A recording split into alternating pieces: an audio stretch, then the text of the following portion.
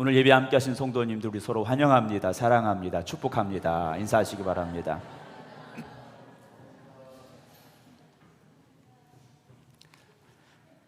날씨가 상당히 뜨겁습니다. 또 내일은 비가 온다고 하고요. 장마가 시작이 된다고 하는데요. 날마다 우리의 삶 속에 함께 하신 하나님의 돌보심과 은혜만 누리며 살아가시기 바랍니다. 돌아보면 감사할 것뿐인데 사실 우리가 감사하지 못하며 살 때가 종종 있습니다. 그러나 오늘도 함께 하시는 하나님의 은혜가 여러분들의 삶 가운데 임하고 계심을 믿으면서 날마다 기쁨과 은혜 가운데 살아가시기 바랍니다. 지난 한 주간 동안 여러분들이 어떤 삶을 살아오셨는가 한번 돌아보았으면 좋겠습니다. 하나님을 기쁘시게 하는 자, 우리가 그런 말씀을 지난주에 나눴는데요.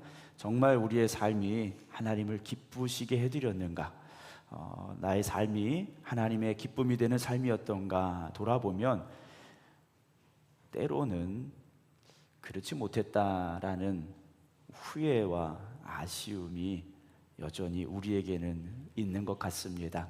하나님은 우리를 누구보다도 잘 알고 계시죠. 나보다 나를 더 잘 아시는 분이 하나님이세요. 어떤 아버지가 어린 아들을 데리고 이제 마트에 갔습니다. 마트에 가서 이제 장을 보는데 장바구니를 이 조그만 아이가 들었어요. 조그만 아이가 장바구니를 들고서 아빠 뒤를 쫓아다니고 있는데 그 유아실에 리모컨이 없으면 방송실 리모컨으로 하면 됩니다. 그 아이가 장바구니 하나를 들고 이제 아빠 뒤를 쫓아다니고 있어요. 아빠 뒤를 쫓아다니는데 아빠가 이게 물건을 고르잖아요. 그러면 장바구니 하나 넣고 또 하나 넣고 이러는 거예요. 장바구니가 점점 무거워지겠죠. 근데 그 뒤를 쫓아가던 어떤 아주머니가 그 모습을 보니까 좀 안 돼 보인 거예요. 조그만 아이가 장바구니를 들고 낑낑거리면서 아빠를 쫓아가는 겁니다. 아니, 아빠가 돼가지고 아들한테 장바구니를 들려서 장을 보다니 라는 그런 좀 속상하고 안타까운 마음이 들었어요. 그래서 이 아주머니가 슬쩍 옆에 가면서 장바구니를 들고 있는 아이에게 물었습니다. 너 무겁지 않니? 이렇게 물었어요. 아이가 뭐라고 대답을 했을까요? 밝게 웃으면서 이 아이가 대답을 합니다. 아니에요. 우리 아빠는요, 제가 얼마나 들을 수 있는지 잘 알고 계세요. 이렇게 대답을 하더랍니다. 아빠는 아이가 얼마만큼의 무게를 들 수 있는지 알고 있더라는 거죠. 들을 수 있는 그 이상의 무게가 되면 그때는 누가 들어주는 겁니까? 아빠가 들어주는 거죠. 여러분, 하나님은 우리를 너무 잘 아세요. 우리가 감당할 만한 시험만 주시는 하나님이시고요, 감당하지 못할 때는 피할 길도 주시는 하나님이세요. 그런데 하나님은 이렇게 우리를 잘 알고 계시고 우리의 삶에 개입하시고 역사하시는데 정작 우리는 하나님의 마음에 합하여 살고 있는가? 그렇지 못하더라는 거죠. 하나님께서 사울 이후에 다윗을 이스라엘 두 번째 왕으로 세우십니다. 왜 세우셨습니까? 그의 중심을 보셨습니다. 다윗은 내놓을 게 아무것도 없습니다. 베들레헴 산골에서 양치던 목동이었어요. 자기 아버지조차도 인정하지 않는 그런 아들이었습니다. 그런데 하나님은 알고 계셨더라는 거죠. 이 다윗이 하나님을 얼마나 사랑하는지, 그의 믿음이 얼마나 귀한지를 하나님은 보고 계셨고 다윗을 이스라엘 두 번째 왕으로 세우십니다. 그리고 그의 아들 솔로몬을 세 번째 왕으로 세우셨죠. 그런데 그 솔로몬이 하나님 앞에 지혜도 구했고 하나님 주신 축복을 누렸고 성전도 지었습니다. 열왕기상 11장 9절 말씀 보겠습니다. 솔로몬이 마음을 어떻게 했습니까? 돌렸다라고 돼 있어요. 마음을 돌려서 이스라엘의 하나님 여호와를 떠났더라. 열왕기상 11장은 이렇게 기록을 합니다. 여러분, 우리의 마음이 하나님 앞에서 돌아서서는 안 됩니다. 마음이 돌아섰다라는 것은요, 하나님만 바라보아야 되는데 하나님만 보지 않았더라는 거예요. 마음이 돌아서니 당연히 어디로 갑니까? 세상을 향해 갈 수밖에 없습니다. 여러분, 지금 바라보고 계신 이 십자가만 바라보시기 바랍니다. 뒤돌아서서 세상을 보지 마시고 세상의 길로 가지 마시고 십자가만 바라보고 가셔야 됩니다. 오늘 순교자들을 기념하는 주일입니다. 복음을 위해서, 십자가를 위해서, 하나님의 나라를 위하여 목숨 바쳐 순교했던 이들을 기념하는 주일인데 그들은 십자가만 바라보고 갔던 사람들이라는 거죠. 오늘 우리도 비록 순교자의 길을 가지는 않는다 할지라도 십자가만 바라보며 하나님의 나라를 향해 나아가는 사람이 되어져야 되죠. 솔로몬이 이렇게 마음을 돌려서 하나님을 떠났더니 하나님이 그에게 진노하셨어요. 여호와께서 일찍이 두 번이나 그에게 나타나시고 10절입니다. 이 일에 대하여 명령하사 다른 신을 따르지 말라, 하나님께서 솔로몬에게 말씀하셨다라는 거예요. 하나님이 솔로몬에게 다른 신을 따라가면 안 된다, 우상을 섬기면 안 된다, 두 번씩이나 말씀하셨는데 그가 여호와의 명령을 어떻게 했습니까? 지키지 않았다 그랬습니다. 여러분, 너무 이상하지 않습니까? 성전을 건축한 솔로몬입니다. 하나님이 어떤 분인지 누구보다 잘 아는 솔로몬입니다. 그런 그가 하나님의 명령을 지키지 않았어요. 11절입니다. 여호와께서 솔로몬에게 말씀하시되 네가 이러한 일이 있었고 또 네가 내 언약과 내가 네게 명령한 법도를 지키지 아니하였으니 내가 반드시 이 나라를 네게서 빼앗아 네 신하에게 주겠다라고 하나님께서 솔로몬에게 말씀을 하십니다. 그래서 솔로몬이 죽고 난 이후에 나라가 어떻게 됩니까? 나뉘어지게 되죠. 이스라엘과 유다로 나눠지게 됩니다. 그때 나머지 10지파의 왕이 된 사람에 대한 말씀이 오늘 본문의 말씀이에요. 그 사람의 이름이 누구냐?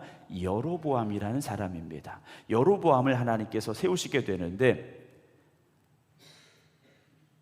29절 보겠습니다. 29절이요. 그쯤에 여로보암이 예루살렘에서 나갈 때 실로 사람 선자 아이야를 만나게 됩니다. 여로보암이 예루살렘에서 이제 일을 하고 나갈 때 실로 사람인 선자 아이야를 만나게 되는데 이 아이야가 새 옷을 입었습니다.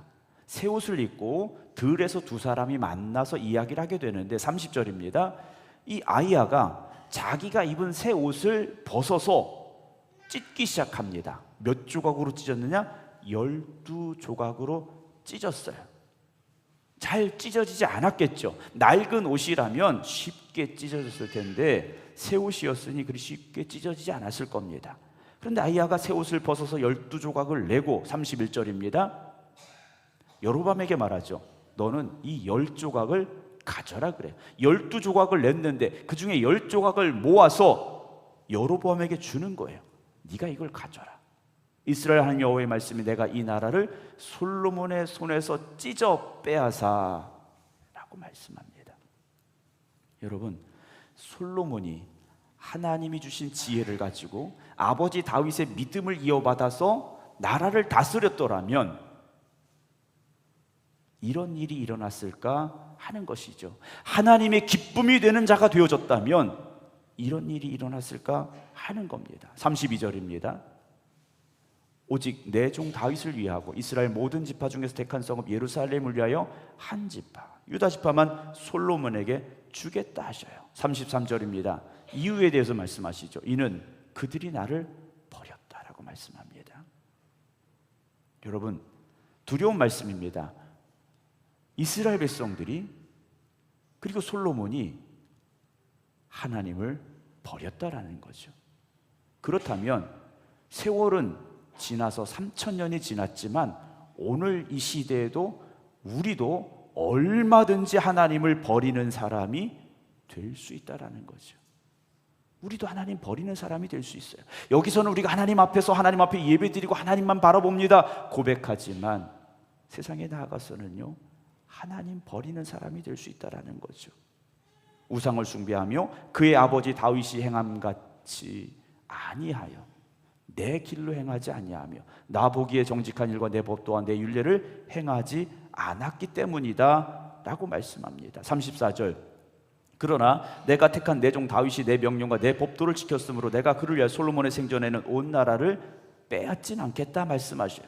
다윗 때문에 빼앗지 않겠다 말씀합니다. 솔로몬을 보시면 지금 당장이라도 빼앗고 싶으신 하나님의 마음이신데 다윗을 보시고 빼앗지 않겠다 하셔요. 하지만 35절에 내가 그의 아들의 손에서 르호보암의 손에서 나라를 빼앗아 그 10지파를 너한테 줄 것이다 말씀을 하셔요. 37절입니다. 37절, 내가 너를 취하리니 너는 네 마음에 원하는 대로 다스려. 여로보암에게 하시는 말씀이에요. 이스라엘 위에 왕이 되라 하셔요. 그러면서 한 가지 약속을 하십니다. 38절, 네가 만일 내가 명령한 모든 일에 순종하고 내 길로 행하면, 하나님께서 계속해서 말씀하시는 게 뭡니까? 나의 길이라고 말씀하셔요. 우리가 가는 길은 다른 길이 있는 게 아닙니다. 주님께서 내가 곧 길이요 진리요 생명이라 하셨어요. 그 길밖에 없습니다. 하나님의 길, 그 길밖에 없어요. 우리는 그 길만 가야 되는데 길 아닌 다른 곳을 가려고 한다라는 거죠. 여로보암에게 말씀하시는 겁니다. 내 길로 행하면, 내 눈에 합당한 일을 하면, 내 종 다윗이 행한 같이 내 율례와 명령을 지키면, 누구처럼요? 다윗처럼만 살아라 하셔요. 다윗처럼만. 그러면 내가 너와 함께 있어. 내가 다윗을 위하여 세운 것 같이 너를 위하여 견고한 집을 세우고 이스라엘을 너한테 줄게. 하나님께서 여로보암에게 말씀을 하십니다. 그래서 여로보암이요, 열왕기상 12장 25절 좀 앞으로 넘길까요?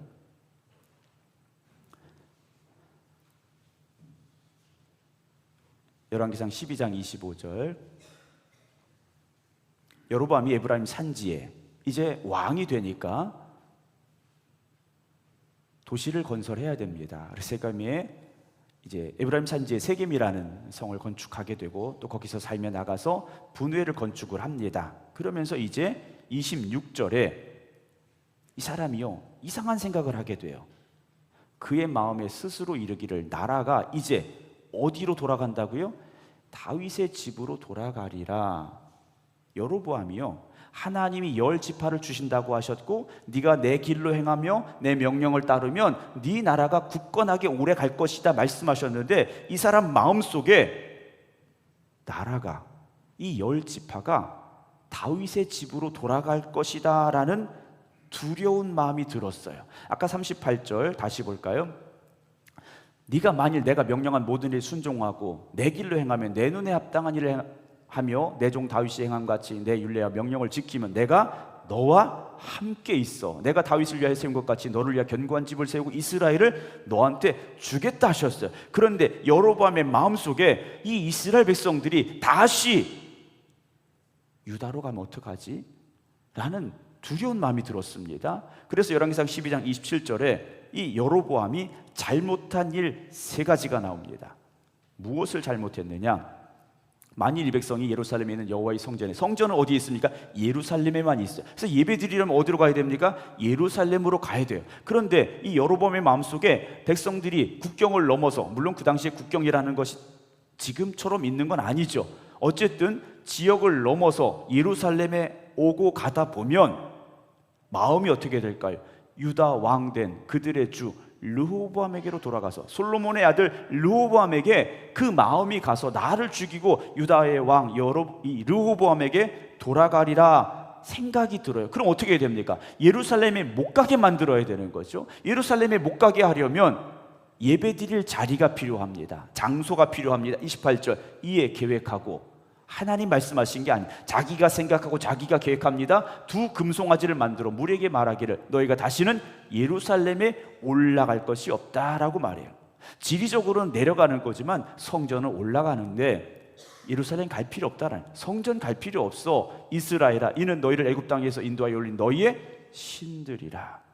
광야에서 이스라엘 백성들이 만들었던 금송아지처럼 금송아지 2개를 만들고, 29절 어디에다 두느냐? 하나는 베델에, 하나는 단에 두게 돼요. 그럼 예루살렘에 갈 필요 없이 어디로 가면 됩니까? 베델이나 단에 가면 되는 거예요. 30절입니다. 이 일이 죄가 되었으니 이는 백성들이 단까지 가서 그 하나에게 경배함이더라.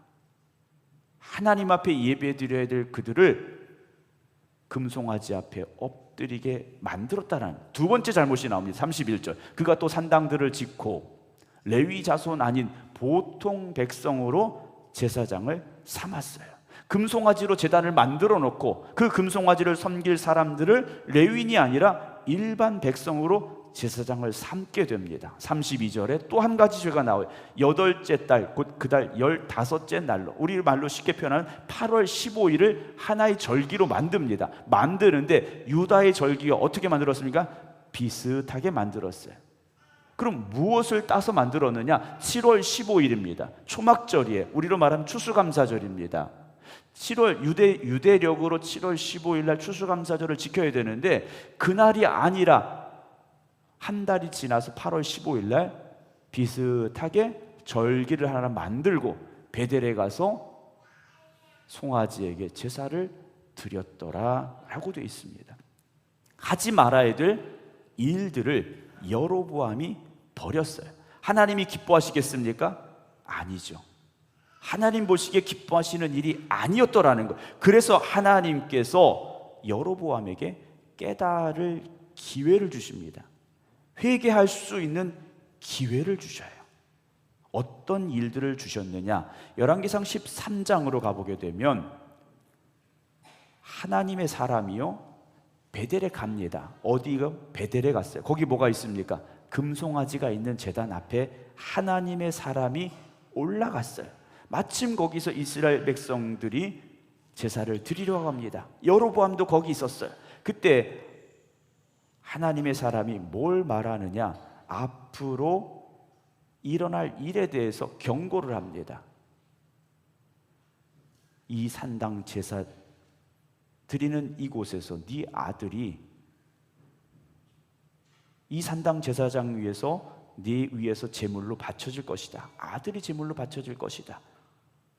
사람의 뼈를 거기서 사르게 될 것이다 라는 하나님의 경고의 말씀을 주십니다. 그때 13장 4절에 여로보암이 그 말을 듣고 있으니까 그런 일이 일어나면 안 되거든요. 나라가 망하는 그런 일들에 대한 하나님의 경고를 들으니까 안 되겠다 하는 거예요. 그래서 하나님의 사람을 향하여서 어떻게 하느냐? 4절 제단에서 손을 펴며 그를 잡아라. 제가 표현하면 여로보암이 손을 쫙 펴면서 저 사람 잡아라 그랬어요. 그랬더니 편 손이 어떻게 됐습니까? 말라서 다시 거두지 못했다 그랬어요. 하나님께서 그 손에 벌을 내리셨습니다. 하나님의 말씀을 전하는 하나님의 사람을 향하여서 저 사람 잡아라 하는 여로보암의 손을요 말라서 다시 거두지 못했다. 그러니까 손이 마비가 온 겁니다. 5절 하나님의 사람이 여호와의 말씀으로 보인 징조대로 제단이 갈라지며 제가 제단에서 쏟아졌어요. 6절입니다. 왕이 하나님의 사람에게 말하여 이르되 청하건대 너는 나를 위하여 네 하나님 여호와께 은혜를 구하여 내 손이 다시 성하게 기도하라. 하나님의 사람이 여호와께 은혜를 구하니 왕의 손이 다시 성하도록 전과 같이 되었다 그래요. 손이 말라서 구부릴 수 없었는데 이 사람이 기도했더니 다시 회복이 됐어요. 그러면 하나님이 어떤 분이신가를 여로보암이 다시 고백할 수 있어야 되지 않겠습니까? 당연한 거잖아요. 7절입니다. 왕이 하나님의 사람에게 이르되 나와 함께 집에 가서 쉬라. 내가 너한테 예물을 주겠다 합니다. 우리 집에 가자 그래요. 네가 기도해서 나왔으니까 너한테 예물을 줄게. 그랬더니 이 하나님의 사람이 8절에 뭐라고 말하냐면 왕의 집 절반을 내게 준다 해도 나는 안 갑니다. 왜냐? 하나님께서 이미 말씀하셨어요. 뭐라고요? 왕과 함께 들어가지도 아니하고 이곳에서 떡도 먹지 아니하고 물도 마시지 말라 하셨어요. 8절에 다시 그 길로 가지 말고 새로운 길로 가라고 말씀하셨습니다. 나는 당신 집에 못 갑니다 하고 뒤돌아서서 갔어요. 하나님의 사람이 뒤도 안 돌아보고 가는 겁니다. 여로보암 어떻게 해야 될까요? 하나님이 지금 자기에게 무엇을 말씀하고 있는지를 깨달아야 되는데 깨닫지 못합니다. 또 한 가지 사건이 일어나게 돼요. 어떤 사건이 일어나면 이 베델에 한 늙은 선지자가 있었습니다. 이 늙은 선지자가 있었는데 이 소식을 들어요. 선지자가 왔다가 왕에게 이런 일이 있었다. 근데 그냥 간다 하니까 사람을 보내서 데려옵니다.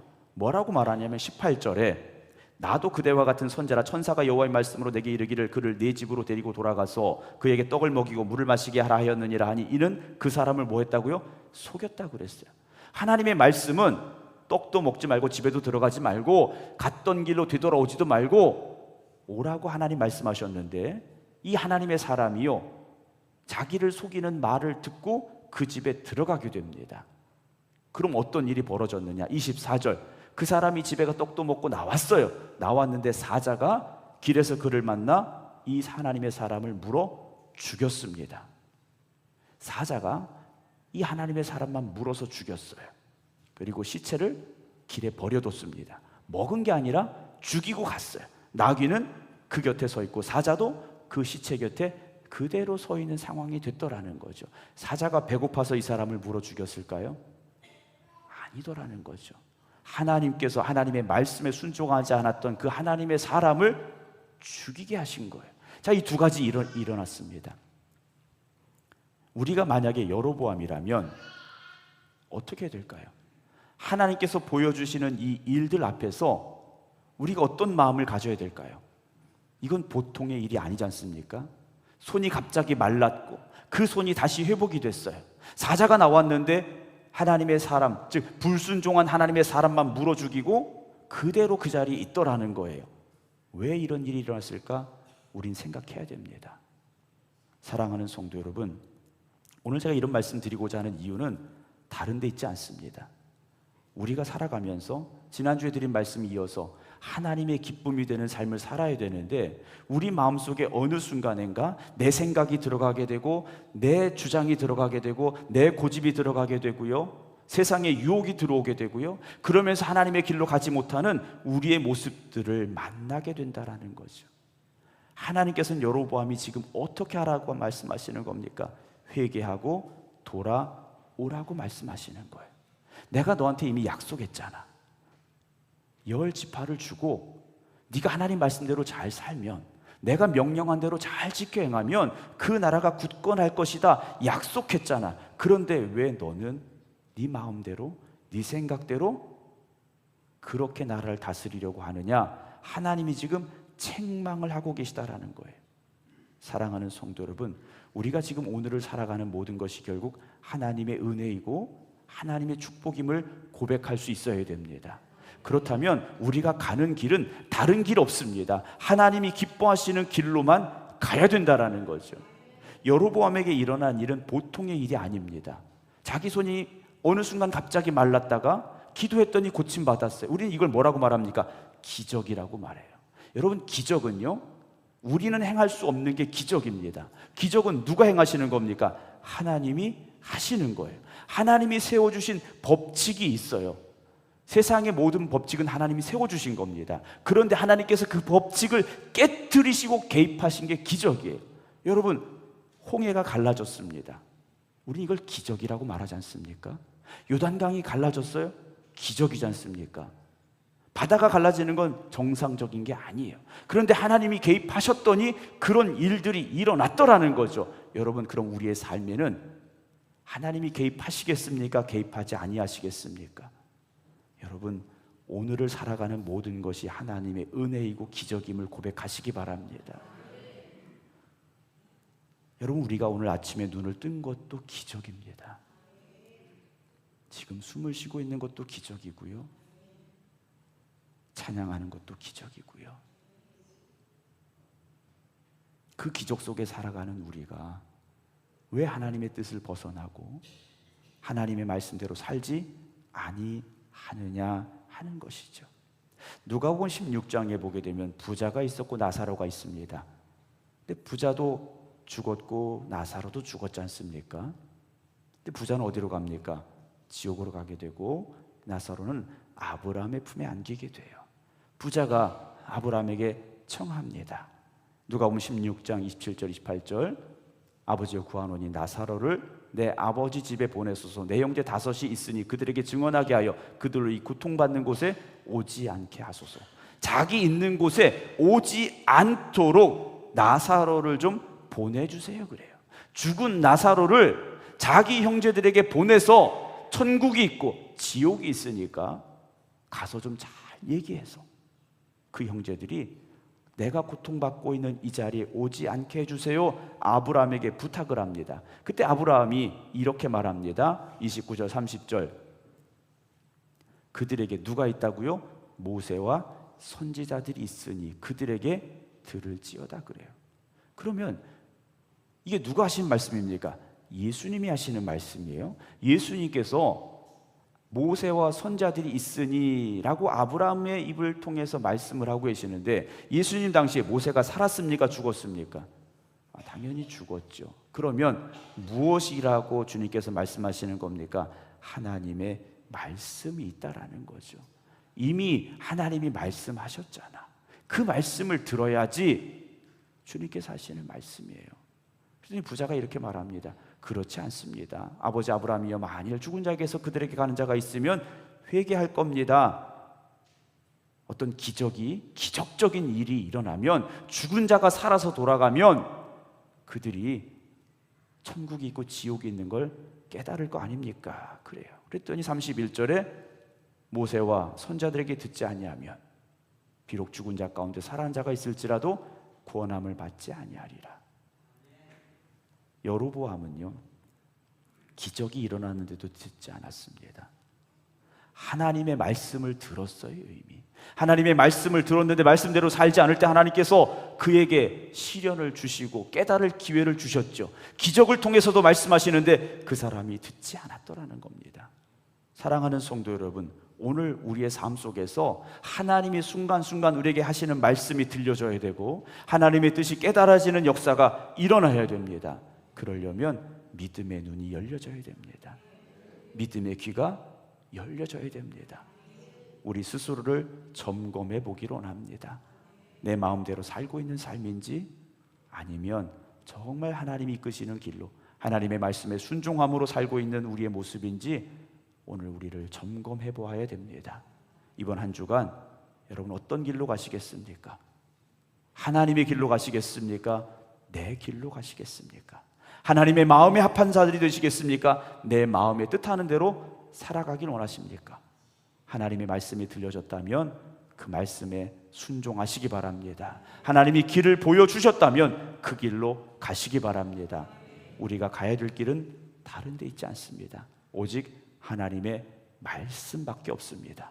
그 말씀 앞에서 순종하시고 하나님이 기뻐하시는 길로만 가시기 바랍니다. 그래서 에녹이 하나님이 기뻐하시는 자라는 증거를 받았듯이 오늘 저와 여러분들이 하나님이 기뻐하시는 성도의 삶이 되기를 원합니다. 하나님이 기뻐하시는 교회가 되기를 원합니다. 오늘도 살아계신 하나님 앞에 바로 서서 하나님이 이끄시는 길로 하나님의 말씀에 순종하며 한 걸음 한 걸음 나아가서 하나님이 여러분들의 가정을 세워주시고 일터를 세워주시고 가정을 지켜주시고 자녀들을 축복하시는 귀한 역사만 일어나게 되기를 주님의 이름으로 축원합니다. 기도하겠습니다.